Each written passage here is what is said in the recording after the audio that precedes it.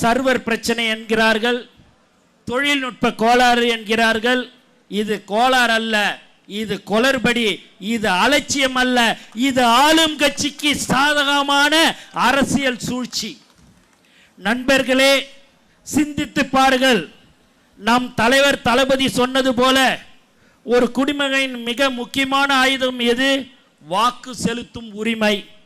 5 ஆண்டுகளுக்கு ஒரு முறை நாம் நம்முடைய தலைவிதியை தீர்மானிக்கும் அந்த ஒற்றை ஆயுதத்தை பறிப்பது நம்முடைய குரல் வலையை நெரிப்பதற்கு சமம்.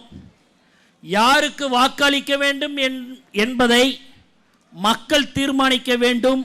ஆனால் இங்கு யார் வாக்களிக்க வேண்டும் என்பதை இந்த அதிகார வர்க்கமும் ஆளுங்கட்சியும் தான் தீர்மானிக்கிறார்கள்.